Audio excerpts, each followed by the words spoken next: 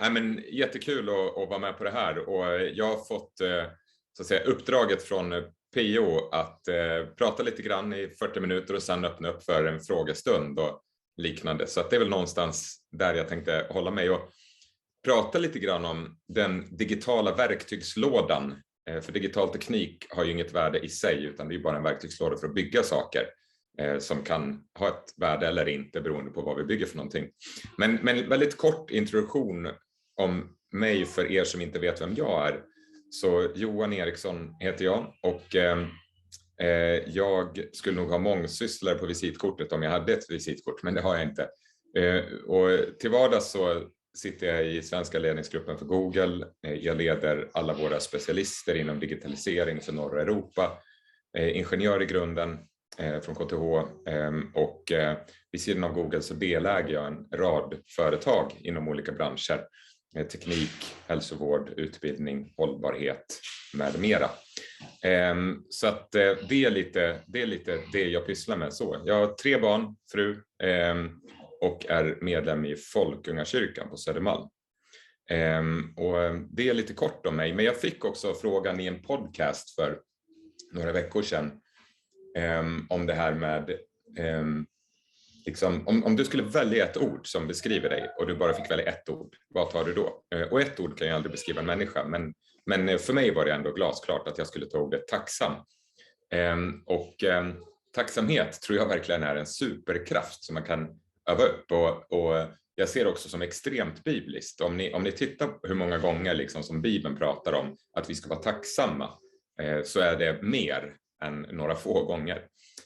Och varje morgon innan jag kliver upp ur sängen, innan jag ens öppnar ögonen, så stannar jag upp och så tänker jag vad tacksam jag är att jag lever, och att allt annat ska jag se som en oförtjänt bonus. Jag kliver upp ur sängen, kramar mina 3 barn, inom 60 sekunder från att jag vaknar har jag fått min första oförtjänta bonus. Och det här leder till att ett av mina problem brukar vara att jag har pyttelite för mycket positiv energi under dagen, men det får jag se som ett lyxproblem, och det får jag hantera på ett annat sätt. Men jag kan liksom bli nästan löjligt tacksam ibland, så att jag öppnar vattenkranen hemma och det kommer dricksvatten och jag får liksom en tår i ögat, för jag tycker det är så fint att jag kan ha dricksvatten här som jag kan dricka och inte behöver lida av vattenbrist som tyvärr många gör. Men tacksamhet tror jag är en superkraft som man kan öva upp och bör öva upp. Och jag har investerat mycket energi under många år för att göra så att tacksamhet är den jag är. Så det var lite mer personligt om mig. Som sagt, jättekul att vara här. Min plan är att gå igenom en rad olika områden inom länka till digital teknik. Inte för att allt ska passa alla, utan för att något ska passa samtliga utav er. Liksom att ni ska hitta någonting som ni känner, men den där biten, den skulle jag kunna ta med mig hem och göra någonting utav. Och visst är det så att några utav er sitter i Borlänge, kan det vara så också? Ja, men fantastiskt kul. Själv så är jag som barn uppvuxen i ett ställe som ni då kanske känner till som heter Smedjebacken. Och jag är född på Falu lasarett, så det är ändå liksom inte jättelångt därifrån. Men sen jag började plugga så bor jag i Stockholm med familj. Men det är lite kort om mig. Mitt favoritställe i Bibeln, jag tänkte bara börja med det, för det är så viktigt att allt det har med sig. Första Korinthierbrevet kapitel 13, vers 1-8. Och det här känner ni säkert många till, men liksom, det står så här: om jag talade både människors och änglars språk men inte hade kärlek, vore jag endast en ljudande malm eller en skrällande symbol. Och om jag ägde profetisk gåva och kände alla hemligheter och hade all kunskap, och om jag hade all tro, nu pratar vi inte lite tro, vi pratar all tro, så att jag kunde flytta berg men inte hade kärlek, så vore jag ingenting. Inte någonting, utan ingenting. Om jag delade ut allt vad jag ägde, och om jag offrade min kropp till att brännas men inte hade kärlek, så skulle jag ingenting vinna. Kärleken är tålig och mild. Kärleken avundas inte, den skryter inte, den är inte uppblåst, den uppför sig inte illa, den söker inte sitt, den brusar inte upp, den tillräknar inte det onda, den gläder sig inte över orättfärdigheten, men har sin glädje i sanningen. Den fördrar allting, den tror allting, den hoppas allting, den uthärdar allting. Kärleken upphör aldrig. Och det här tror jag är jätteviktigt att ha med sig in när man tittar på hur ska vi liksom, till exempel som kristna, bete oss i kommentarsfälten på sociala medier och så vidare. Det står att utan kärlek så är vi ingenting. Inte någonting utan ingenting. Och det står att kärleken är tålig, mild, inte skrytsam, inte avundsfull och så vidare. Så alla de sakerna behöver vi ha med oss in i även den digitala världen. För det är det vi är liksom kallade att vara. Men någonting under det här passet som ni kan göra om ni ringer in från en egen dator, det är att stoppa in frågor i chatten, och annars kommer vi liksom kunna moderera frågor direkt efteråt. Men jag tänkte börja med att bara titta lite grann på vad är det som händer i världen idag, mycket drivet av digital teknik. Och om man ska sammanfatta det som händer i världen så brukar jag använda det här diagrammet. På y-axeln så har ni värde, på x-axeln har ni tid. Och de blå linjerna, det är etablerade lösningar, det är etablerade sätt att arbeta på, det är etablerade sätt att evangelisera på, det är etablerade sätt att liksom gå till marknaden på olika sätt. Man skruvar lite här, man skruvar lite där. Saker blir lite bättre hela tiden. Produkten blir lite bättre, tjänsten blir lite bättre, gudstjänsten blir lite bättre och så vidare och så vidare. Vad det än rör sig om. De röda linjerna, det är alternativa lösningar, alternativa produkter, alternativa sätt att jobba på, alternativa sätt att evangelisera på, vad den må vara för någonting. Och de karaktäriseras av två saker. Nummer ett, det är alltid ett sämre alternativ till en början. För att det är nytt och det släpps ner i ekosystemet av någonting gammalt. Så att till en början så kommer man att överskatta det, man kommer översälja det, man kommer övertro på det. Men den andra saken som karaktäriserar det här, det är att någon del i den värdekedjan drivs av någonting som växer exponentiellt snarare än linjärt i värde, till exempel digital teknik. Och det gör att den plockar upp hastigheten väldigt, väldigt snabbt. Och människor har väldigt svårt att förhålla sig till exponentiell förändringstakt snarare än linjär förändringstakt. Exponentiell förändringstakt går superlångsamt till en början. Så folk tänker, det blev ingenting med det här. Liksom. Det blev ingenting. Till exempel kartläggningen av mänsklighetens DNA som man försökte göra förut. Man tänkte så här, men hur långt har vi kommit med det? 0,5-0,1%. Det blev ingenting. Men sen når det här en punkt då det börjar gå väldigt, väldigt fort. Då är det väldigt svårt att förhålla sig till det. Så när de här blå-röda linjerna möts, då blir det en sån ögonblick av vad man kallar disruption. Det vill säga allting förändras. Och sen går det rätt så fort efter det tills man glömmer hur det en gång var. Och man tänker, men så här har vi väl alltid jobbat, eller hur? Nej, det var ett jätteskifte liksom, där och då. Så det är viktigt att vi kommer ihåg historien här. Och många områden i samhället har gått igenom flera sådana här olika så kallade disruptioner. Om vi tittar på till exempel underhållningsindustrin med hela Spotify och CD-skivor och kassetter och allt vad det är för någonting, liksom, så har det varit ett jätteskifte givetvis.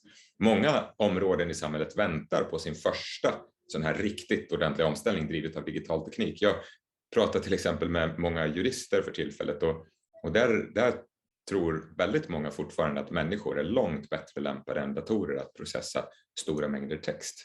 Och vi får väl se hur det går. Liksom. Men jag tror att poängen här är att det är viktigt att ha koll på vilka är de blå linjerna inom vår verksamhet och vilka är de röda linjerna som skulle kunna påverka vår verksamhet och hur ska vi förhålla oss till dem. Så på det här sättet kan man mappa vilken bransch som helst, även liksom, församlingsdelen och inte minst evangelisationsmetodik och så vidare. Och så vidare. Blå linjer, röda linjer. Och jag vill lyfta fram en av många saker ur den tekniska verktygslådan som just nu påverkar många områden i samhället. Och det blir någon form av självuppfyllande profetia, för om man tittar på världens 5 största företag så har samtliga forskningsinvesteringsprioritet nummer 1 som är likadan, och det är maskininlärning. Och ni kanske har koll på vad maskininlärning är redan, då blir det en snabb repetition, men det är ändå bra att ha med sig det här in i resten av blocket.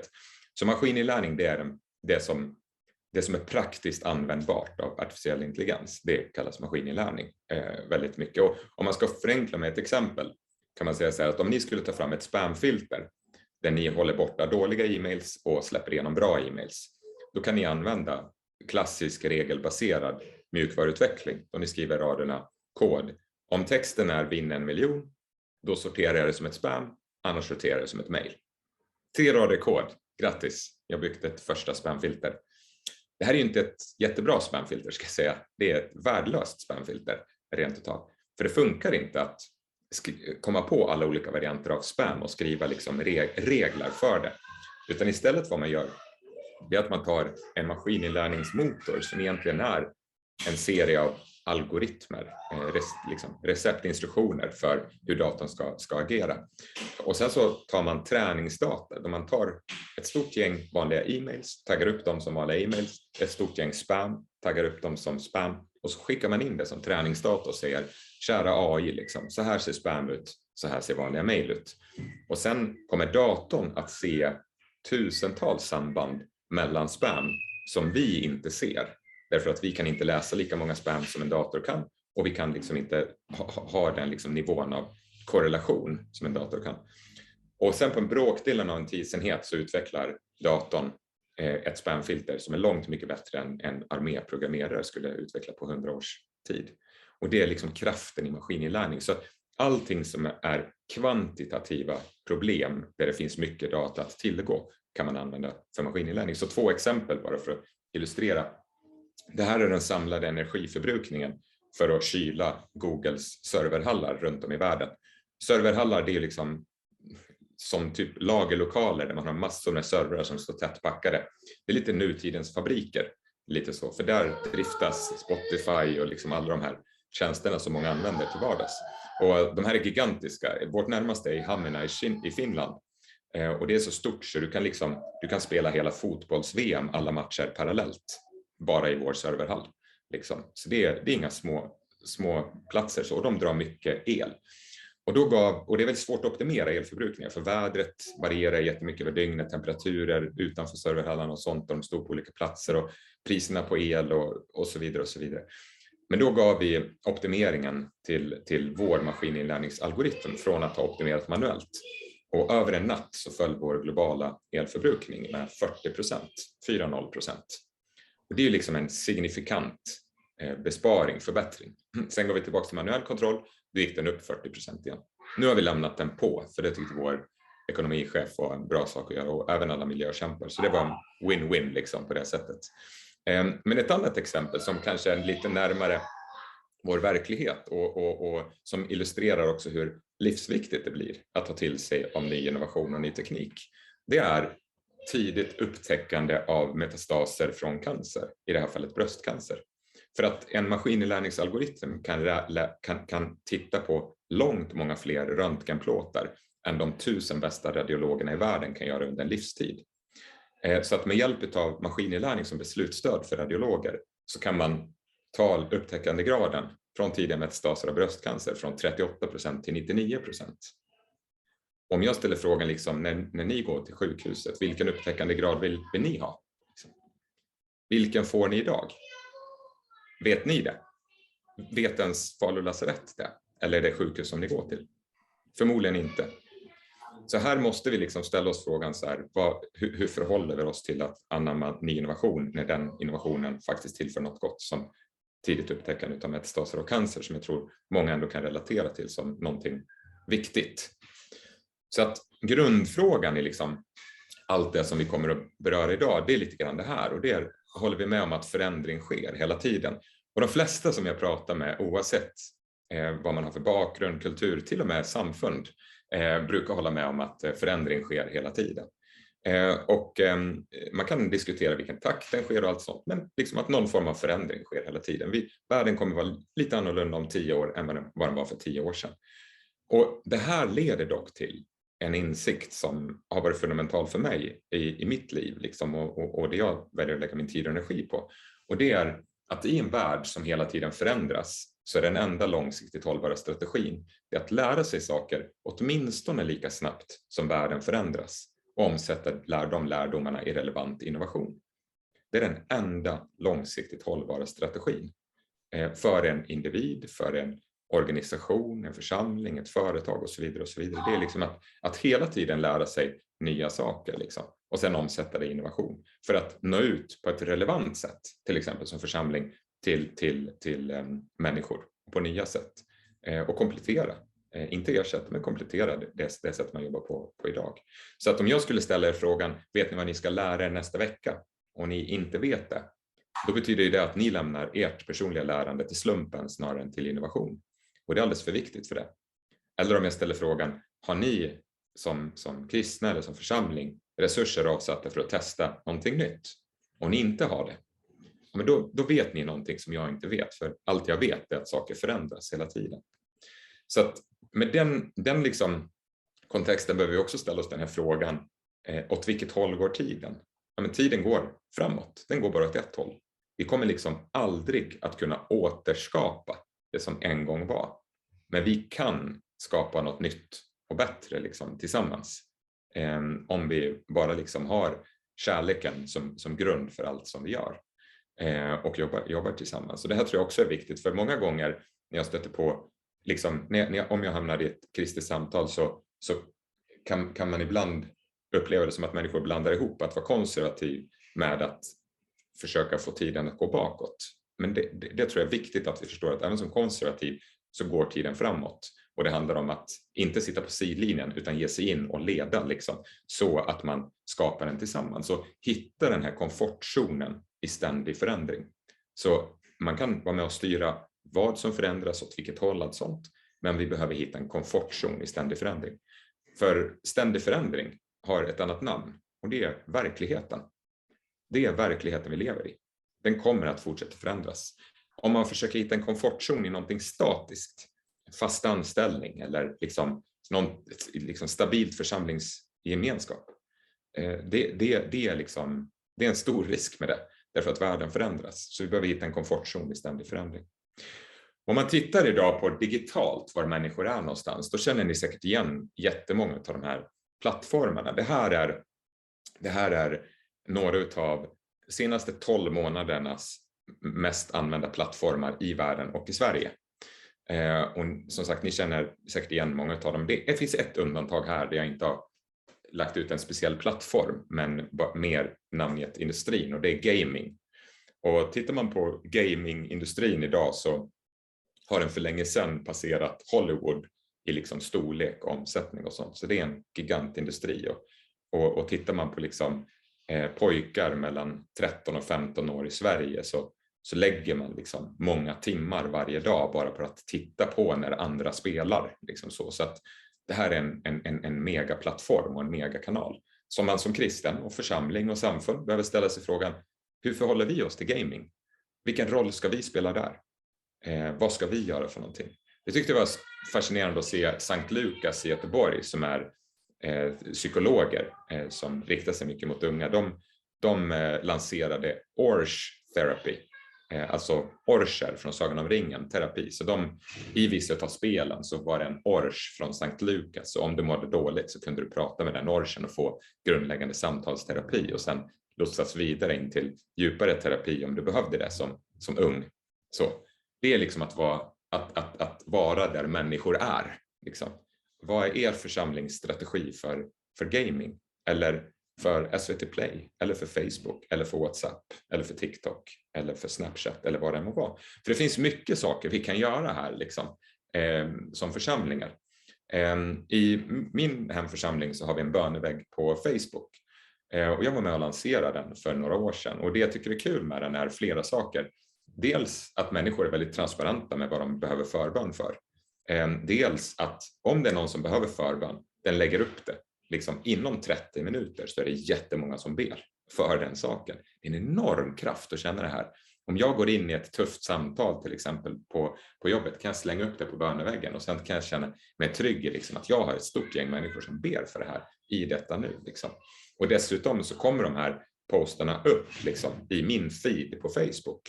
Och det går liksom inte att ta bort skräpinnehåll. Det går bara att ersätta skräpinnehåll med bra innehåll. Och böneväggsinnehåll tycker jag är ett bra exempel på bra innehåll. Så har man inte en bönevägg på Facebook i sin församling så är det någonting jag varmt kan uppmuntra och rekommendera. För då kan man samla människor och be för saker och få en stor del av innehållet där. Men på samma sätt kan man jobba med evangelisation. Vi ska titta lite närmare på det. Man kan jobba med podcasts. Det finns för få bra kristna podcasts på till exempel Spotify, skulle jag hävda. Man kan pitcha till SVT Play att göra en dokumentärfilm om kristendom till exempel. så att de inte bara gör olika varianter av Husby, av Knutby. Liksom. Så att det finns mycket vi kan göra om vi väljer att leda, om vi väljer att vara proaktiva. Kontaktgrupper inom församling. Ungdomarna i vår församling, de har en Snapchat-grupp där de snabbt kan stämma av saker med varandra. Och så där. Fantastiskt bra hjälpmedel. Utbildning finns det mycket man kan göra. Om ni känner till liksom YouTube-kreatörer, de skapar extremt mycket innehåll och det finns inte jättemånga liksom, stora kristna YouTube-kreatörer. Så att där finns det också saker att göra. Och så gaming som sagt. Men poängen här, det här är ju bara liksom en liten del, ett fragment av allt det som man kan göra som kristen, som församling, som samfund eller vad man nu ser sig själv som eller som del utav. Det man också kan göra med digitala verktyg, det är att få en större förståelse för människor. Så jag vet inte hur många av er som använder Google Trends. Men Google Trends är ju ett externt tillgängligt gränssnitt för att komma åt Googles sökdata. Och där kan man zooma in och titta på liksom vad människor i Göteborg, vad tycker de just nu? Vad tänker de mest på just nu? Liksom? Och fördelen med Googles sökdata, det är att det finns liksom, grovt förenklat så finns det många olika typer av data i världen. Det finns affinitetsdata och det finns intentdata. Affinitetsdata, det är sånt som människor säger vad de tänker eller de säger vad de är och så vidare. Den datan är inte så tillförlitlig. Skulle du använda affinitetsdata på Facebook för att ta reda på var unga människor i Sverige har pluggat någonstans, så skulle man se att de flesta har pluggat på Hogwarts University i Harry Potter. Och det liksom må vara sant, men förmodligen inte sant. Medan intentdata, som är sökdata, det är väldigt få människor som söker på Google för att se bra ut, liksom, eller så, utan man söker på det man verkligen vill ha reda på. Det är väldigt äkta data i det här fallet. Så det är en stor fördel med sökdata. Det här är vad människor tänker på riktigt.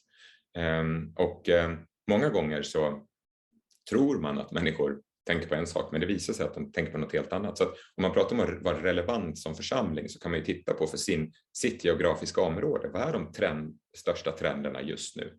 Och vad vill vi göra åt de trenderna som församling? Och bara för att ge ett exempel här, om vi tittar tillbaka de senaste 5 åren, så finns det en sökning här som pikar vid jul varje år. Så veckan innan julafton pikar den varje år. Och jag kommer inte liksom, det är svårt att ha en öppen gissning här om vad det kan vara. Och det kan ju säkert vara många saker.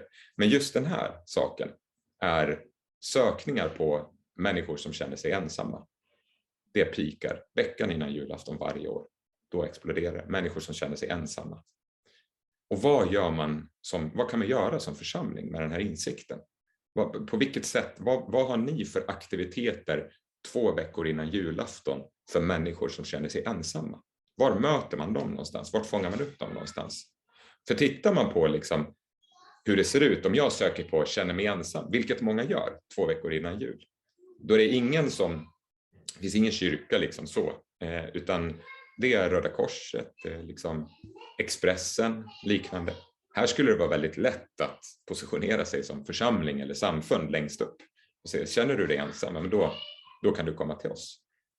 Kännermejensam.se är en ledig domän och den kostar 5 kronor att köpa till exempel. Så att här kan man fundera på, vad vill vi göra för någonting? Vill vi fånga upp människor som känner sig ensamma 2 veckor innan jul? Eller vill vi inte göra det inom vårt lokala område? Fascinerande är att det är extra många i Göteborgstrakten som känner sig ensamma innan jul. Det hade jag ingen aning om, men så är det. Det kan man ju ha hypoteser om varför och så vidare. Men poängen är liksom att vi kan använda digital teknik för att få en större förståelse för vad behöver människor för någonting. Vad vill människor ha för någonting? Så att det finns 2 saker man kan göra digitalt på nätet och fundera på. Dels kan man skapa relevant innehåll. Till exempel man kan skapa utbildande innehåll för en YouTube-kanal för att liksom driva någonting där. Man kan skapa opinionsbildande innehåll för sociala medier för att driva det. Och sen så kan man öka sin räckvidd med annonsering. Och det var ett exempel, en alfagrupp norr om Stockholm som skulle starta igång, och de annonserar lite på sociala medier för att sprida information om alfagruppen och folk kunde beställa en gratis bibel och sånt. Och det blev deras mest besökta alfagrupp någonsin. Och det var 110 personer som beställde en gratis bibel. Och total budget var 500 kronor för den kampanjen. Så att det finns liksom mycket man kan göra här även med hyfsat små medel. Så vad kan vi då göra för någonting som kristna, som församling, som samfund, som kristenhet? Ja, för det första måste vi bestämma oss för att aldrig någonsin sitta på avbytarbänken när det gäller förändring. Vi kan vara konservativa, absolut, men det betyder inte att vi sitter still och det betyder inte att vi inte leder. Men steg 1 liksom, det är att bestämma oss för att leda, att vara med och forma den verklighet som ofrånkomligen kommer att formas av någon. Liksom, var finns kristna när det gäller de stora samhällsfrågorna? Var finns kristna i folkhälsofrågan? Liksom? Det är någonting jag har försökt att driva på, inte minst länkat till kyrkfikat i vår församling. Men det finns många sådana här olika typer av saker som där vi behöver vara med och leda. Och ni är säkert välbekanta med forskningen från Carol Dweck när det gäller vilken inställning man kan ha till sig själv och till livet. Det finns ett statiskt tankesätt där man tänker att jag är född med vissa talanger och jag är den jag är och jag har den personlighet jag har. Liksom, och det handlar mer om att gå igenom livet och använda det så gott jag kan. Och sen finns det ett dynamiskt tankesätt som är förankrat i forskningen och evidensbasen där man inser att min hjärna är plastisk, min kropp är plastisk, till och med min personlighet är plastisk. Det vill säga att jag kan forma dem in till vad jag vill. Min son, han har Guinness rekordbok hemma och han visar mig att världsrekordet i antalet pull-ups när man drar sig upp hela kroppen ligger på typ så här 4900 någonting. Alltså, jag vet inte om hur många av er som lyssnar klarar 1000 pull-ups, men tro mig, det är fruktansvärt jobbigt. Men det liksom visar hur plastisk kroppen är. Liksom, och på samma sätt, taxichaufförer i London, när de börjar köra taxi så är deras navigationscentrum i hjärnan lika stort som alla andras, men bara efter ett par år så är det liksom extremt mycket större. Det har växt fysiskt för hjärnan är plastisk. Och på samma het så är personligheten plastisk. Och vi har varje dag möjligheten att välja ett dynamiskt tankesätt där vi tänker att vi kan forma oss själva, vi kan forma vår församling, vi kan forma vårt samhälle in till det vi vill att det ska vara för någonting. Och det börjar med någonting extremt bibliskt som jag älskar. Och det är att vi behöver tvinga oss själva att alltid säga sanningen. Sanningen är vad som ska göra oss fria. Sanningen ska göra oss fria. Och det är inte så att jag hävdar att kristna är notoriska lögnare, liksom så. Men många gånger så ljuger man för sig omedvetet. Ett exempel som jag ofta lyfter fram, det är, jag vet inte om du någon gång har hört någon säga, jag har inte tid. Jag har inte tid. Låt oss vara tydliga med en sak. I 100% av fallen så är det en lögn. I 100% av fallen är det en lögn. Det är inte liksom att tweaka lite på sanningen, det är en lögn. Sanningen är, jag väljer att inte prioritera det. Det är sanningen. För tid är en av de mest demokratiskt fördelade resurserna i världen. Ungefär 24 timmar per person och dag verkar ha delats ut. Give or take liksom. Så vänta, en sekund till. Ja, men det kommer sekunder hela tiden. Så tid, det har vi. Fantastiskt. Sanningen är, jag väljer att inte prioritera det. Och det är först när vi börjar tvinga oss själva att säga sanningen som vi kommer att göra val som vi står upp för. Jag väljer att inte prioritera mitt livslånga lärande. Jag väljer att inte prioritera innovation. Jag väljer att inte prioritera att be. Jag väljer att inte prioritera och så vidare. För vi måste skippa snacket om att vi inte har tid. För tid, det har vi för det vi väljer att prioritera. Precis som att vi inte har tid för det vi inte väljer att prioritera. Så att det är jätteviktigt. Det är som på arbetsplatsen när folk ringer hem och säger hej älskling, jag kommer inte in hem till middagen ikväll för jag måste stanna kvar på jobbet och göra klart den här saken. Allt är en lögn liksom. Sanningen är ju, hej älskling, just ikväll så väljer jag att prioritera jobbet framför en middag med dig. För jobbet är viktigare för mig ikväll än vad det är att äta middag med dig. Mina ben eller rullstol funkar bra, jag kan ta mig hem, men jag väljer att inte göra det. Så, bon appetit, liksom. Det är sanningen. Och det är först när vi säger sanningen som vi kommer att göra val som vi vill stå upp för. Så att vi behöver sluta liksom ljuga för oss själva. Vi har inte tid att fixa något annat till kyrkfikat än saft åt barnen. Liksom. Jo, det är klart vi har det, om vi tycker det är viktigt. Så att när det gäller digital teknik så får jag alltid den här frågan. Jo, men finns det inte mycket nersidor med det här? Absolut, självklart. Allt i livet är ett tveeggat svärd. Allt i livet har positiva saker och allt i livet har negativa saker. Allt kan perverteras liksom. Så. Och det är samma sak med digital teknik. Liksom. Digital teknik, inte minst under pandemin, har ändå bidragit till en bibehållen närhet mellan människor. Varje onsdag morgon så ringer jag, redan innan pandemin, men också under pandemin och efter pandemin, så ringer jag till en tidigare pastor och vän från församlingen och vi ber tillsammans en stund. Varje onsdag morgon, gjort det de senaste åren. Och det är fantastiskt att kunna göra det liksom via vår digitala app som vi har. Det bidrar också till mångfald, man får se en större bit av världen och hur den ser ut, man har den möjligheten. Det bidrar till automation som gör att folk kan jobba lite mindre och frigöra resurser för att göra saker bättre. 46% av alla arbetade avlönade timmar i Sverige idag kan automatiseras med dagens teknik. Och det kommer att ske liksom på olika sätt. Det bidrar till en delningsekonomi så att alla inte behöver liksom äga saker. Det ser vi på många fronter. Husqvarna har börjat bygga skjul i liksom befolkningstäta områden där du kan hyra vilket elverktyg du vill för 300 kronor dygnet. För en sån här specialvinkelslip för 2990 kronor som du använder i genomsnitt 6 minuter vart 5:e år. Är det rimligt att 7,9 miljarder människor äger en sån? Förmodligen inte. Liksom. Så att delningsekonomin kommer liksom att bara fortsätta explodera. Det bidrar till beslutsstöd som vi har sett för att upptäcka cancer. Så att vi kan hitta den i 99% istället för 38% av fallen. Och så vidare och så vidare. Finns mycket positivt. Finns också mycket negativt med digital teknik. Det bidrar till att accelerera vissa saker som desinformation, ekokammare, där man bara får bekräftat det man redan tycker. Ja, jag tror att världen är skapad av rosa katter som bor på Mars. Liksom. Ja, men då kan jag kan få den hypotesen bekräftad igen och igen och igen. Och tills jag är helt övertygad om att alla som inte tror att världen är skapad av rosa katter som bor på Mars, de är helt bakom flötet. Våld ska vi inte prata om, porr, liknande saker. Övervakning av liksom, idag vad man brukar säga ungefär 16% av världens folk bor i fria demokratier. Resten är inte där. Det finns en risk för övervakningssamhället. Mental ohälsa kan accelereras. Alla de här negativa sakerna och positiva sakerna fanns innan digital teknik. Men digital teknik hjälper till att accelerera och förstärka vissa av de här sakerna. Men svaret på hur ska vi förhålla oss till det goda och hur ska vi förhålla oss till det onda som till exempel digital teknik och alla andra saker i världen för med sig. Svaret är samma på båda och det är kunskap. Vi behöver lära oss mer för att kunna liksom dra nytta av det goda och för att kunna bekämpa det onda med digital teknik. Och en viktig sak här, det är liksom inte minst sanningsbegreppet. Liksom sanning är någonting extremt viktigt i Bibeln. Och idag så finns det mycket som pekar på att sanningsbegreppet är på väg att eroderas. Man har liksom en ökad oenighet när det gäller fakta och tolkning av data.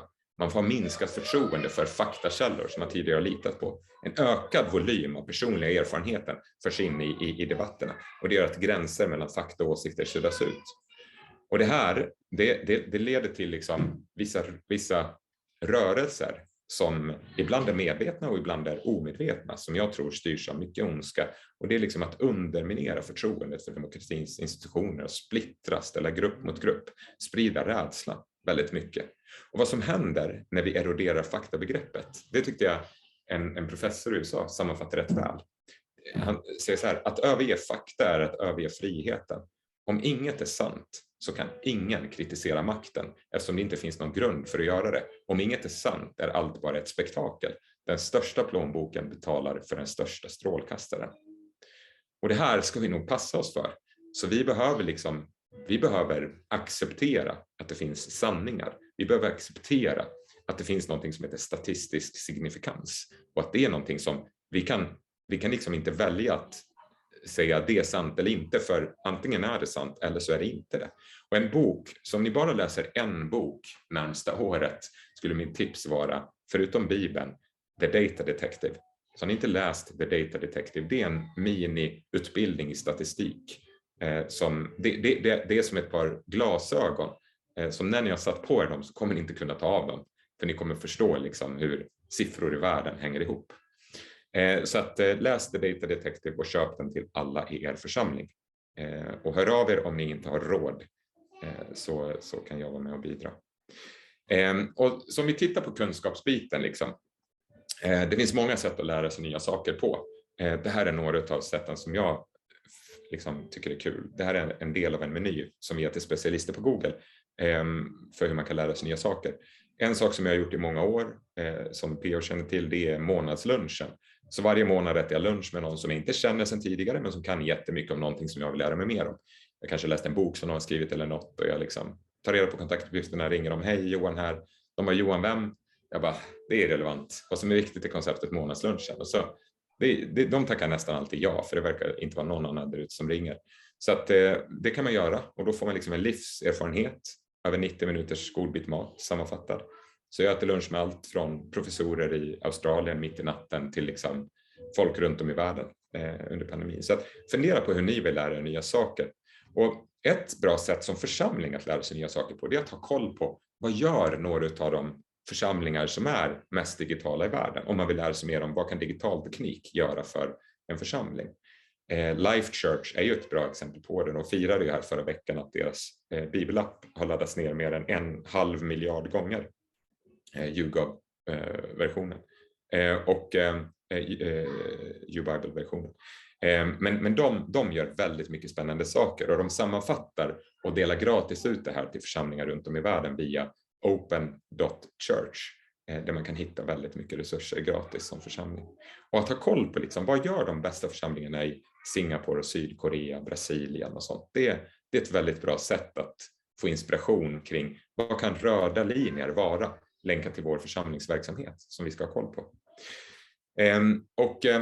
Om man vill lära sig mer om digital teknik, då finns det väldigt mycket gratiskurser online. Google, vi har ju Digital Akademi, där det är gratiskurser man kan ta för att bara lära sig något litet eller bli certifierad inom någonting. Grunderna för digital marknadsföring, så kan man använda sig den på sin församling eller samfund sen. Men den källan nästan som funkar bäst att lära saker på, det är YouTube. Varje dag är det över 1 miljard sökningar på YouTube kring hur gör man how-to-sökningar. Liksom. Så det finns extremt mycket man kan göra här. Till exempel om man vill lära sig annonsera på Facebook så finns det videos på svenska på 15 minuter och sen kan man det som församling. Det bara köra igång. Så det finns många sätt att lära sig saker på. Sen boka in er själva 10 minuter varje vecka då ni kollar bara. Vad lärde jag mig förra veckan? Vad ska jag lära mig nästa vecka? Så att man har liksom någon form av rytm i det här. Så ta telefonen efter den här sessionen, boka in er 10 minuter, livslångt lärande, check-in varje vecka. Kolla, vad lärde jag mig förra veckan, vad ska jag lära mig nästa vecka? Och sen väljer ni återkommande möte, slutar aldrig. För livslångt lärande slutar ju aldrig, som Dagny Karlsson säger, Sveriges äldsta bloggerska. Och då kommer ni komma ihåg den här utbildningen också för resten av era liv. Det är fint. Sen den andra saken vi kan göra förutom att tillskansa oss kunskap, det är att innovera, det vill säga experimentera. Testa saker i er församling som individer på er arbetsplats. Testa saker hela tiden. Det finns så mycket kvar att uppfinna. Inte minst länka till hur man har vardagskyrkor eller gudstjänster eller evangeliserar eller undervisar lärjungar. Det finns oändligt mycket kvar att liksom upptäcka där. Och en grundläggande innovationsstrategi där, var letar vi inspiration? Var letar vi det? Var scoutar vi det? Till exempel från Life Church eller andra. Hur pilotar vi saker i vår församling, i vår samfund, i vår verksamhet, på min arbetsplats? Och sen hur skalar vi ut det som faktiskt fungerar? Det här kan man fundera på hur man vill göra. Och jag ville dela den här bilden mest som inspiration, att det finns mycket saker kvar att göra. Det här har inte något med mitt församlingsengagemang att göra, men det här är piloter som jag just nu har live, antingen inom ett jobb på Google eller som en del av något av de företag som jag deläger. Till exempel någonting som jag senast igår gjorde en sprint kring tillsammans med en rad psykologer och andra, det är ett vaccin mot mental ohälsa för unga världen över genom skolan i YouTube. För idag så förhåller vi oss så i världen att det finns jättetydlig evidens och kunskap kring hur kan man bygga upp resiliens kring mental hälsa så att man ökar chansen att må bra. Det finns friskfaktorer och riskfaktorer och sånt. Men vi berättar inte för unga om det här, utan det är först när någon befinner sig på ett riktigt mörkt ställe, då börjar vi berätta för dem om allt det här fantastiska. Tänk om man skulle vända på den steken och berätta för alla ungdomar över hela världen. Vad skulle hända med globala mentala hälsan då? Liksom?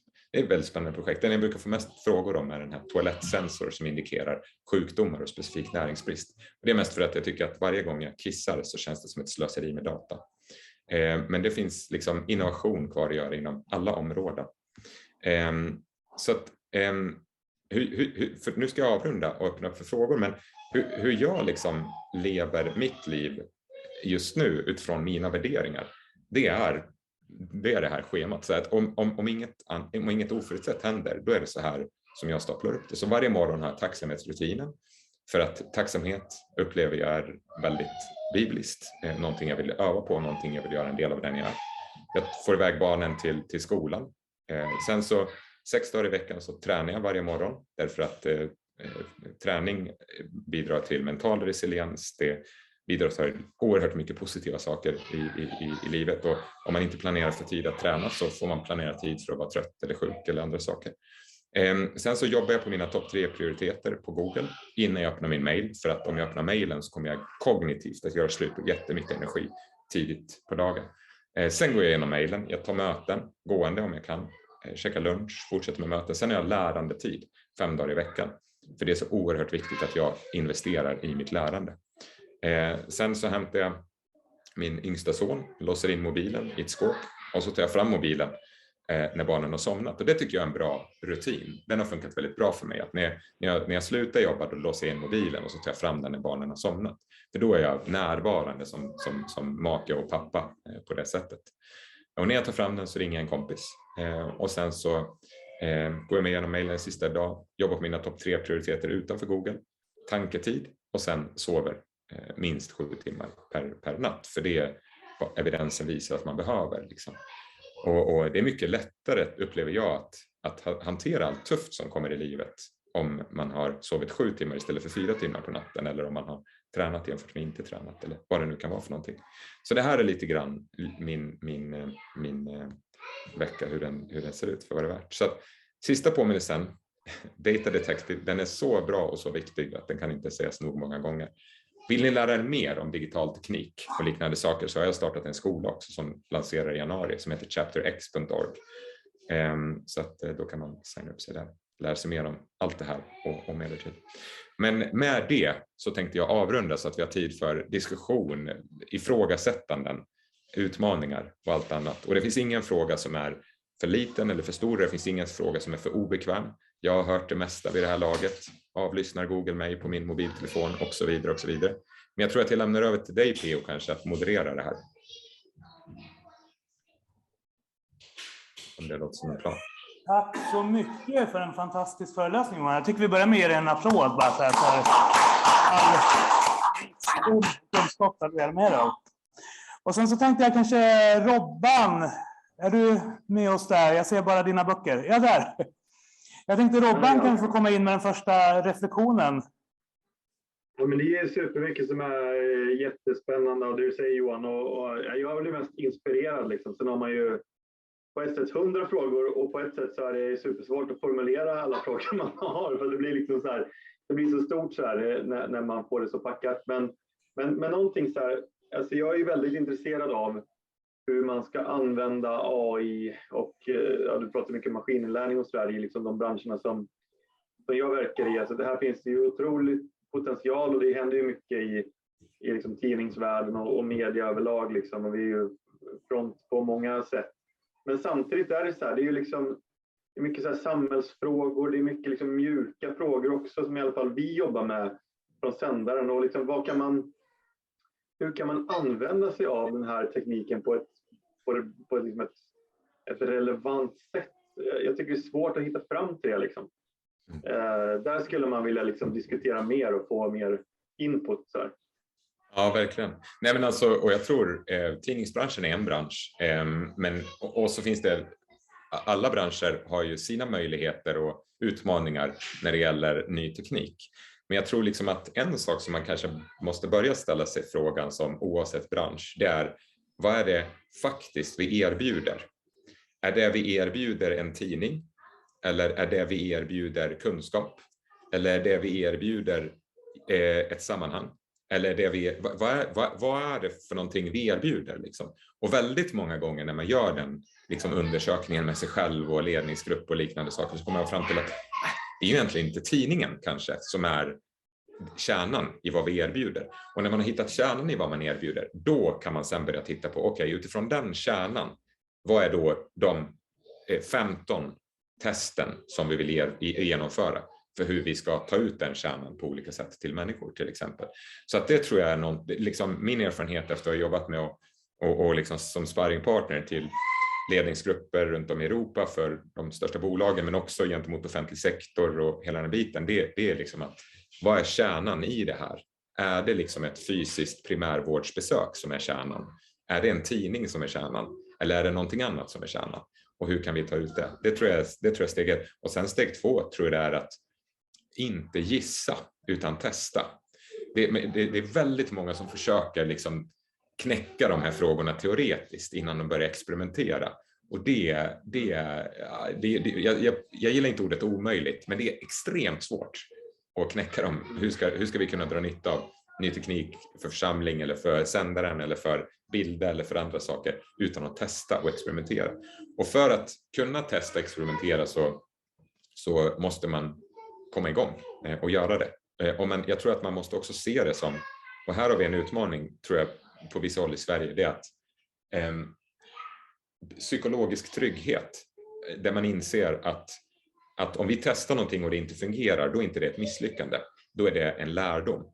Så att man aldrig någonsin positionerar saker som ett utförande problem, utan allting behöver positioneras som ett lärande problem för att bygga den psykologiska tryggheten. Det tror jag är superviktigt. Så att definiera kärnan och gissa inte utan testa. De 2 sakerna, då tror jag man är på god väg. Så det var ett långt svar på en kort, jättebra fråga. Sorry. Ja, men bra. Nej, det är bra. Jag är tacksam. Kul. Mike, du brukar ju ha mycket tankar och funderingar kring den digitala framtiden. Har du någon fundering som du skulle vilja reflektera med Johan kring? Har du någon kamera ens borta hos dig? Jag tycker man kunde prata ganska långt med Johan, men det blir mer än varje dag. Jag har frågan hela Mike funderar. Ja, kom Pio. Ja. Tjena, Pio heter jag också, regional kyrkoledare i Equmeniakyrkan, och inom Equmenia, alltså ungdomsförbundet, så har vi Equmenia Gaming som ett nytt projekt som är bara en Minecraft-server där man finns, och det växer ju rätt snabbt det där, och folk in med alias, och men konfirmation är en sån sak som kommer som ett brev på posten, men frågan som kommer direkt är ju starta församling i Minecraft eller liksom i spelet där folk kommer med sitt alias. Är det möjligt? Och ryggmärgssvaret på det är ju nej, det går ju inte. Man måste ju träffas. Men det är en öppen möjlighet. Hur tänker du kring det? Ja, men det är en jättebra fråga. Jag tror att det är precis i de här situationerna som vi behöver ställa oss frågan: vad är det som är kärnan i det som vi försöker skapa, erbjuda? Så att säga, vad är församling liksom? Och vad är kärnan i församling? Och när vi kommer tillbaka till det, då kommer det vara lättare att besvara frågan: är det okej att bedriva församling i Minecraft? Men jag tror liksom att mitt perspektiv skulle vara att testa att starta en församling i Minecraft. Titta vad som händer och se vad det leder till. Jag har ju vissa hypoteser om vad som kommer hända. Jag tror liksom att vissa av dem kommer tycka att det här var så kul så att att vi är några stycken här som också vill träffas fysiskt och som kanske inte hade gjort det annars om de inte hade fått den här vägen in liksom. Jag har en hypotes om att det kommer vara lättare att nå ut till de här med någon form av undervisningsplan för att bygga lärjungar liksom, via de här kanalerna och sånt där. Så jag hade kommit tillbaka till mina de här tipsen jag gav på förra frågan. Det är liksom att diskutera inte för länge huruvida om man ska bilda församling i Minecraft, utan starta en församling i Minecraft. Kolla vad som händer och sen baserat på den oändligt större kunskapen ni kommer ha efter några månader med det, fatta ett mer informerat beslut. För att den frågan tror jag inte ni kommer lösa teoretiskt. Toppen, tack. Familjen Hultman har samlat upp några frågor också här. Jag tänker det var så krångligt att byta kameravinkel så att jag hittar alla hit istället för dem. Klockrent. Du lyssnar Google på mobilen? Ja, jättebra fråga. Ja. Så att svaret på den frågan är nej, absolut inte. Utan hur det fungerar, det är att den enda gången då Google får spela in ljud, det är om ni har Google-assistenten på er telefon eller om ni har en Google Home-enhet, sån här högtalare, och ni säger, och nu kommer det en massa enheter här som kommer höra mig, men okej, Google. Då, de närmsta sekunderna efter det får Google spela in ljudet för att förstå vad det är du vill säga för någonting. Det är det enda juridiska manöverutrymme som finns. Så att väldigt ofta så kommer det konspirationsteorier kring så här att jag pratar med min kompis om rosa surfingbrädor och nu ser jag reklam för rosa surfingbrädor vart jag vänder mig. Och det är liksom rena konspirationsteorier. Det finns inget liksom manöverutrymme för att göra något sånt, utan vad som händer väldigt ofta och varför det kan upplevas så, det är via någonting som kallas similar audiences eller lookalike audiences. Så det betyder att ett sätt som man jobbar med riktning av reklam på i en digital värld, det är att låt säga att du har köpt en rosa surfingbräda. Då kommer vi leta efter personer som ser ut ungefär som du, men som inte har köpt en rosa surfingbräda. För att förmodligen så kanske de också är intresserade av en rosa surfingbräda mer än de som är helt annorlunda mot dig, i och med att du tydligen har köpt en rosa surfingbräda. Och du umgås väldigt ofta, tyvärr är det så liksom, att människor umgås med sådana som är hyfsat lika en själv. Liksom. Kanske andra kristna i Borlänge och så vidare. Liksom. Och då av ren tillfällighet så via en lookalike audience targeting mekanism så får man reklam för rosa surfingbrädor. Har ingenting att göra med att du pratade med en kompis om rosa surfingbrädor, för den inspelningen sker inte om inte du har sagt okej, Google, var kan jag köpa rosa surfingbrädor närmast mig eller liknande. Och säger man ordet köpa så när man till exempel. Men bara en fråga till. Eller får du eller ute och föreläser typ på tänkte större kristna konferenser? Så nya. Ja, nej, men jag föreläser väldigt mycket, liksom allt från liksom stora företag till att jag var inledningstalare på Nobelkonserten och så vidare och så vidare. Och jag har via mitt förlag Volante så hanterar jag alla mina föreläsningsförfrågningar. Och normalt så kostar det en hel del pengar att anlita mig, men för kristna sammanhang så är priset alltid 0 kronor. Men har du varit ute på typ så här Nyhem eller Torp eller? Ja, jag har föreläst det en gång på Torpkonferensen. Okay. Ja, men absolut, jag är alltid intresserad av att prata med bröder och systrar runt om. Jättebra. Och Johan har bra saker på YouTube också. Sök hans namn på YouTube. Och, Tyvärr är inte Johan Eriksson så unikt, så mitt förlag har tvingat mig att använda min initial, Johan A. Eriksson. Så att går ni till johanaeriksson.com så hittar ni min hemsida där. Men jag heter Johan Eriksson och det är extremt vanligt. Och mina föräldrar var så kreativa så de gav mig mellannamnet Anders. Johan Anders Eriksson. Och det gjorde inte saken bättre. Så att Johan A. Eriksson. Ja. Men annars, Johan Eriksson, Google på YouTube. Det är fantastisk bra undervisningen som en del återspeglar dagens undervisningen, men från en icke-kristna sidan. Så tack för det. Fantastiskt, tack för vad du sagt. Och det är det som teknologin är neutral. Vi ofta ser det i Google eller Facebook som under.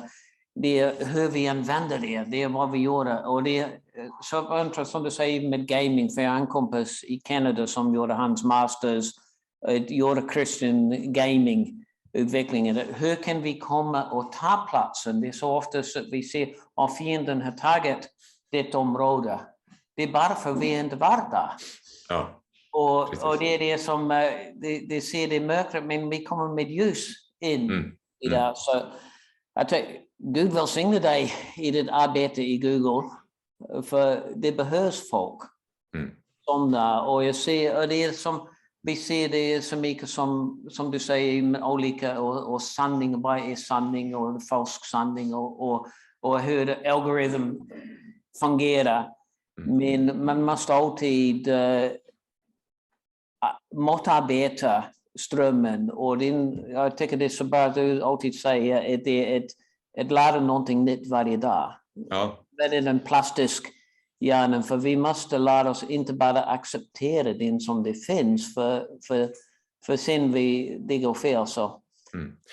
Och min spaning där är, och tack så mycket för att du säger det du säger, men min spaning är ju att kyrkan och kristenheten måste leda. Vi måste leda. För att när vi leder utvecklingen så kan vi vara med och forma utvecklingen. Men om vi inte leder så kan vi inte vara med och forma. Och då kan vi inte sitta och klaga på när det inte blev som vi ville ha det heller. Utan antingen är man med och leder och formar det, eller så accepterar man den verklighet som byggs. Det är de två alternativ man har. Och där tror jag att vi måste vara med och leda mycket mer. Och det gör vi genom att hela tiden ta till oss ny kunskap och hela tiden experimentera med nya saker. Därför att ingenstans står det i Bibeln, du ska icke evangelisera via Facebook. Ingenstans. Jag har kollat hela Bibeln, så ingenstans. Utan det är liksom så här, det är helt okej att göra det. För att vi har våra grundläggande värderingar som aldrig kommer ändras. När det gäller vårt förhållande till sanning, när det gäller vårt förhållande till kärlek, när det gäller vårt förhållande till och så vidare. Det är bergfast. Men hur vi tar ut det här, det måste vi hela tiden förnya. Och det är jag är helt säker på att Jesus hade varit en av de främsta TikTokarna, hade han funnits idag. That's right. Silla vill komma in, säger jag. Och sen har Åsa en fråga sen här. Ja, kör. Silla.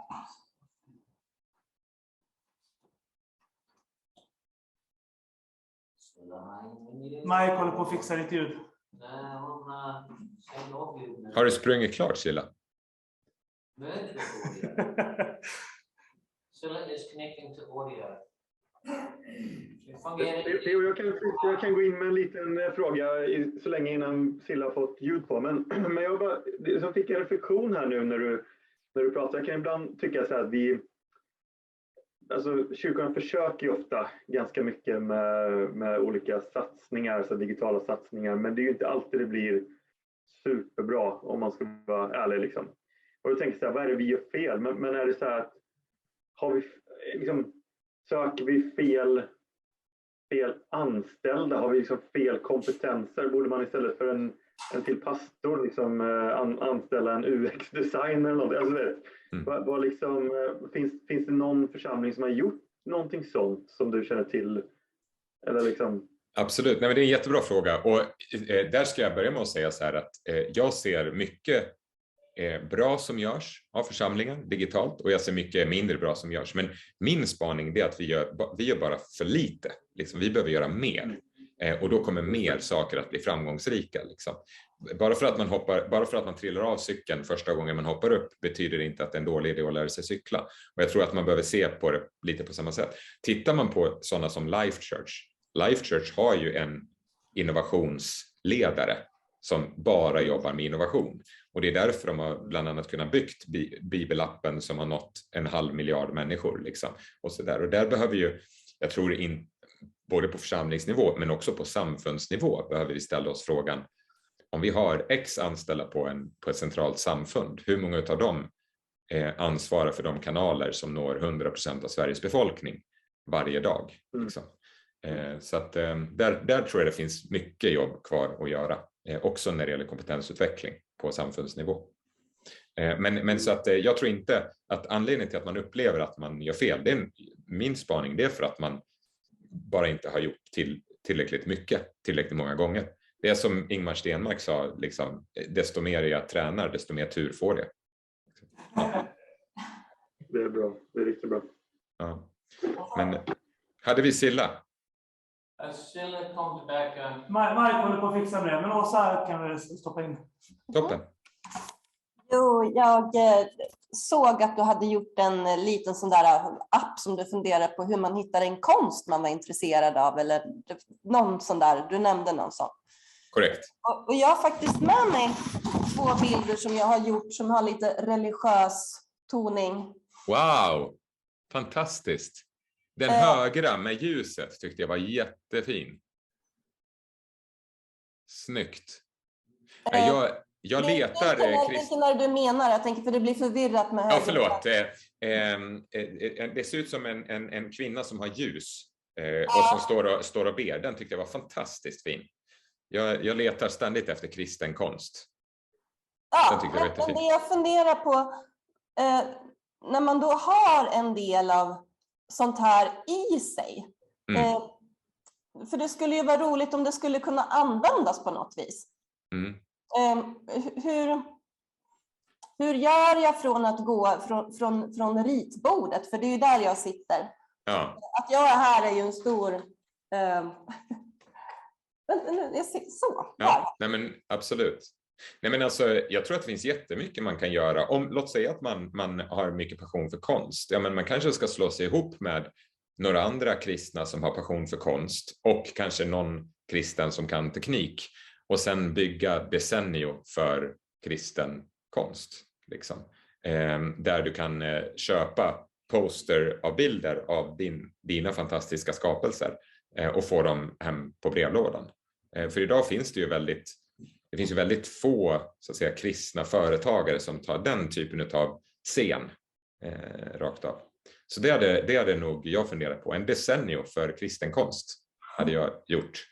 Decennio är ju, jag vet inte om du känner till företaget. Det är ett nytt ord för mig. Ja, Decennio är ett svenskt företag som numera finns i hela världen som säljer posters, alltså affischer och liknande saker. Men kan det vara sånt? Som du kan köpa inramade eller utan ramar och sånt. Så att om du går till Decennio... Silla och Kristin, ni är med nu. Alltså ni hör mig inte fortfarande, eller? Vi hör dig jättemycket. Är det sant? Men gud, jag har ju Kristin här. Det är hon som får äran för det här. Alltså jag kan mycket, men teknik så kan jag inte. Vi håller på att avsluta en fråga med Åsa här bara. Så alldeles snart, Silla. Men så Åsa, så att om du går till decennio.se eller decennio.com så kan du se lite vad de gör där. Och jag tror liksom att hitta andra likasinnade som du, som har det här i dig som du säger och som sitter vid ritbordet. Teama upp, jag hade teamat upp med sådana kristna över hela världen kanske. Och sen hittat en person som kan, för det behövs inte mer, en person som på squarespace.com bygger en första version av en e-handelssajt för kristen konst och så lanserar ni det. Jag letar alltid med ljus och lykta efter kristen konst. Jag brukar köpa en del konst och skulpturer och sånt där, men det är alltid svårt att hitta. Så det hade hjälpt mig och kanske många andra kristna företagare också väldigt mycket. Så det hade jag gjort om jag var du. För vad det är värt. Så att, säg till om du planerar att starta det företaget och leta efter delägare. Men det kan vi ta sen. Tack. Då Silla, hur gick det med löpturen? Jo, men det gick bra. Förlåt att jag vet inte vad som händer med mitt ljud här. Jag är ju inte så teknisk av mig. Jag är lite född med tummen mitt i handen när det kommer till just teknik. Det tror jag absolut inte. Det finns inget stöd i forskningen för det. Ja, det känns i alla fall. Ja. Men supertack Johan för en jätteinspirerande föreläsning. Jag blir alltid så pepp liksom så här när jag har lyssnat på det en gång förut. Jag tycker det är superpeppande och man märker verkligen att du har tänkt till när det gäller liksom ditt sätt att leva, att du liksom lever verkligen med medvetenhet och det tycker jag är väldigt, väldigt inspirerande att få lyssna på en sån person. Så jag tror att vi alla har väldigt mycket att lära av dig i sättet du lever på och prioriterar och att du har en medvetenhet i allting som du gör. Så det tycker jag är väldigt inspirerande. Sen tror jag också att vi behöver både som kristna och som församling och liksom kyrklighet i Sverige. Vi behöver liksom ta oss an de digitala plattformarna och den digitala världen mycket mer än vad vi gör. Och det brinner jag också väldigt mycket för och tycker att det är väldigt, väldigt spännande. Så jag har faktiskt ett projekt här nu. Jag ska starta en YouTube-kanal som jag kommer att satsa ganska mycket på. Roligt. Ja, men verkligen. Jag är jättepassionerad och inspirerad inför det här. Jag ska bygga ett litet minihus på jul som jag ska resa jorden runt med och missionera. Så att jag ska knyta min YouTube-kanal till det där faktiskt. Wow. Så det är ett projekt som jag kommer börja jobba med här nu i vår. Kommer du köpa engelska eller svenska? Engelska. Det känns som att man når ut lite mer brett då. Jag vill nå ut till människor. Så att jag tänker att jag kommer prata engelska och sen kanske köra svensk text. Det är min plan. Så. Fantastiskt. Ja, men verkligen. Så det kommer bli galet roligt. Det delar jag gärna. Det kan jag gärna dela lite så här saker som är bra att tänka på. Som är best practices bland YouTube-kreatörer. Ja, men jättegärna. Absolut. Sen så har jag och P.O. som du säkert sett av Kristna Datingpodden, och vi brinner väldigt mycket för människor som ensamma, singlar, och speciellt nu så här i jul så har ju vi också arrangerat en julfest som är primärt liksom riktat mot oss män som är jul och primärt singlar och sådär. Jättebra. Så den så ska vi också ha här i början på december. Så där har ju vi också haft lite sådär problem att nå ut. Så jag tänker, har du några så här liksom hands-on tips när det kommer till just det där? Hur når man ut där? För vi har haft lite svårt där, men någonting så här konkret som vi ska kunna göra för att liksom nå ut till vår målgrupp på ett bra sätt där. Ja, om vi pratar räckvidd, liksom att ni vill nå fler människor, om det är utmaningen. Då är 2 saker som är väldigt vanliga räckviddsacceleratorer för liksom, vad ska jag säga, mindre projekt som vill liksom ta de första stegen ut när man kanske inte har massa pengar liksom att lägga bakom det. Det ena, det är disruptiv PR, och det andra, det är vad man kallar barter deals. Barter deals, det är att man byter tjänst med någon. Man säger så här, om vi får synas hos dig så får du synas hos oss, eller om vi får synas hos dig och så vidare. Det är vanligt förekommande. Men sen även disruptiv PR. Så till exempel, det här är ett jättedumt exempel från min KTH-tid, men en kompis till mig, och det här är liksom en verksamhet som jag själv aldrig har startat, men en kompis till mig startade ett företag där man kunde gå in och titta vad folk tjänar på nätet på ett enkelt sätt, så extra koll. Och så sa han, jag behöver sprida det här och jag har inga pengar. Och då sa jag, okej, men vi gör så här. Vi går in på aftonbladet.se och så söker vi på inkomstupplysning. Och då ser vi den journalist som kommer upp oftast. Det är den som kan mest om det här och som kommer vara mest benägen att skriva om det. Och hon heter Anna liksom. Och då så skickade vi ett mejl där det står så här, hej Anna, du tjänar så här mycket. Din närmaste konkurrent på Expressen tjänar så här mycket. Och din chef tjänar så här mycket. Dags för löneförhandling? Frågetecken. Extrakoll.se. Och inom 30 minuter ringde hon upp och sen var det på första sidan på aftonbladet.se och min vän betalade av sin lägenhet innan KTH-tiden var slut. Som ett resultat av det. Och det är liksom, det är ett disruptiv PR. Vi skulle ha en församlingssamtal på Östermalm om alkohol länkat till kristna ungdomar. Och då kan man självklart skicka ut en pressrelease i ett vanligt mejl. Men om man skriver ut den pressreleasen och petar ner den i tomma vinflaskor, så att du som journalist är tvungen att krossa vinflaskan för att få fram vad det handlar om för någonting, då är benägenhet liksom så här, det är en helt annan liksom. Så att jag hade funderat på, vad är den disruptiva PR:en som ni kan jobba med gentemot olika typer av liksom, andra medier för att få ut det här budskapet mer. Och det behöver inte vara så edgy, men lite grann ändå liksom så. Och sen barter deals, vilka kan ni samarbeta med? Det finns ju Facebookgrupper för alla EFK-församlingsledare. Liksom. Flera hundra i en Facebookgrupp. Det finns, alltså, så att jag hade nog haft någon person, en ung, hungrig kristen person som ni betalar en liten slant och sagt, gå igenom alla kristna Facebookgrupper och bara liksom, på ett schysst sätt få ut det här. Liksom. Gå igenom alla e-maillistor du kan komma med, församlingsmail, allting sånt sådär. Och då kan man jobba upp rätt stor räckvidd genom att göra det. Och det är någonting som en ung person som vill tjäna några kronor extra gärna kanske tycker att ja, men det här verkar kul, liksom. Det är för en bra, det är för en god sak och sådär. Så det är två konkreta saker som jag hade gjort om jag hade varit ni. Just det. Så. Sen hade jag experimenterat med och kanske kört en tydlig targeting liksom på Facebook för att få ut det här. Liksom. Det är lättare när man ser fysiskt, för då kan man så här, torpområdet, geotargeting liksom, under de dagarna och så vidare och så vidare. Liksom. Ja, men superbra P.O. Vi får ta tag i det här. P.O. är mutad, jag vet inte om man sa någonting. Men... Okay. Jag sa att vi kan tyvärr inte Facebook annonsera för vi har blivit svartlistade på Facebook. För vi la upp en bild och Alf B. Svensson. Så att Facebook tror att vi säljer datingtjänster mellan unga kvinnor och äldre män.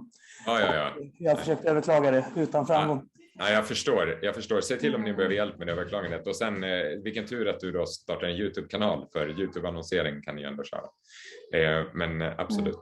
Ja, men det är ett par saker jag hade funderat på. Ja, men supertack. Det tar vi med oss. Ja, toppen. Bra. Stort tack Henny för att jag fick komma. Jag kommer att skicka alla de här bilderna till dig Pio, så kan du dela dem fritt inom den här gruppen om det är någon som inte kommer ihåg vad som stod på någonting eller man vill titta en extra gång eller vad det än må vara för någonting. Så tar vi det därifrån. Kanon! Jättetack Johan, det var jätteintressant. Jag vet inte, Mike, vill du säga någonting till Johan innan vi kopplar ner? Ja, Mike visar att han har letat upp boken. Så att, ja, fantastiskt. The Data Detective, årets julklapp vill jag hävda. Årets julklapp bland kristna. Årets julklapp bland kristna. Toppen. Ha det bra ni. Stort tack. Hej. Ha det gott. Hej.